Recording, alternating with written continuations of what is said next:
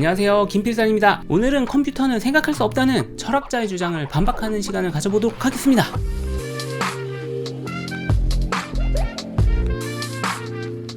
지난 동영상에서 우리는 인공지능 챗봇 이루다가 생각이라는 걸 하고 대화를 하는 건지에 대해서 진지하게 고민을 해보았습니다. 컴퓨터의 이론적 시초인 튜링 머신의 창시자이자 인공지능의 가능성을 최초로 언급한 컴퓨터의 아버지 앨런 튜링은 우리가 이루다와 인간의 구별을 해낼 수 없다면 인공지능이 생각할 수 있다고 봐야 한다고 주장했습니다. 그것이 바로 이미테이션 게임 튜링 테스트죠. 그러나 우리는 이상한 생각이 듭니다. 이루다의 대화가 아무리 자연스럽다 해도 생각할 수 있다고 인정하는 거는 싸우바 아니야? 우리처럼 생각한 철학자가 있습니다. 존 설이라는 유명한 철학자는 이거래야 할 반박 불가한 논리로 튜링 테스트의 개념을 깨부시려고 했습니다. 그것이 바로 중국어방 논제입니다. 갑자기 중국어가 뭔 상관이지? 혹시 중국 측에서 너무 많은 무엇인가를 찔러준 건가? 그런 건 아니고요. 존 설이 자신이 잘 모르고 가장 어려워 보이는 언어를 일부러 고른 것이라고 합니다. 중국어를 모르는 알바생이 방 안에 있습니다. 최저 시급 받고 야간 알바하러 온 거죠. 방에는 컴퓨터가 한 대 있고요. 컴퓨터 모니터에는 채팅창이 하나 띄워져 있네요. 채팅창에 어떤 대화가 뜹니다.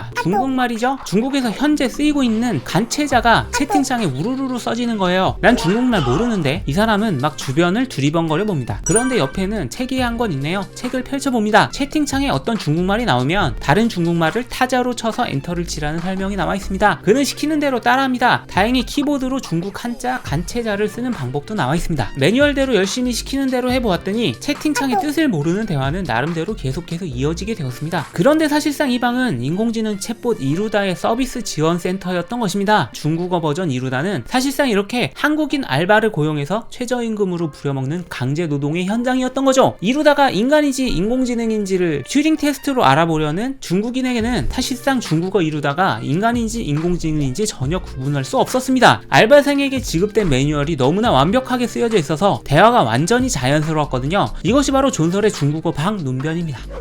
중국어방 논변을 통해서 튜링 테스트에 통과한 인공지능이 대화를 이해하고 생각해서 답변을 한다는 앨런 튜링의 철학이 논파되었나요? 이 가짜 인공지능 시스템에서 중국어를 이해한다고 생각되어진 인공지능 시스템 내부에는 중국어를 전혀 이해하지 못하고 그냥 매뉴얼이 시키는 대로 따라하기만 하는 최저시급 알바생밖에 없었습니다. 존 설은 이 이야기를 통해서 튜링 테스트로 인간과 인공지능이 구분 불가능할 정도로 인공지능이 발전한다고 해서 그것이 인공지능이 인간처럼 생각할 수 있는 것은 아니라고 말합니다. 자, 다시 입장 정리를 해볼까요? 우리는 컴퓨터가 생각할 수 있음을 증명하고 싶습니다. 처치 튜링 논제에 따라서 컴퓨터는 계산밖에 하지 못하는 기계입니다. 그럼 우리의 생각 또한 계산이어야 하는 거죠. 그래야지 컴퓨터가 계산을 통해서 생각이라는 기능을 수행할 수 있으니까요. 그런 가정하에서 나온 입장이 강한 기호책의 가설입니다. 우리는 컴퓨터가 언젠가는 생각할 수 있을 거라고 주장하고 있기 때문에 강한 기호책의 가설을 지지하는 중입니다. 앨런 튜링은 여기에서 더 나아가서 대화를 인간처럼 자연스럽게 할 수 있다면 사실상 그것은 생각할 수 있다고 봐야 한다고 말했습니다. 이것이 튜링 테스트의 철학입니다. 그러나 우리는 이루다가 자연스럽게 대화한다고 해서 이루다가 인간처럼 생각한다고는 도저히 받아들일 수가 없었습니다. 그럼 우리는 강한 기호책의 가설을 지지하면서도 앨런 튜링을 지지할 수는 없는 입장인 것이죠. 그러면 우리는 존설의 중국어방 논변을 지지해야 할까요?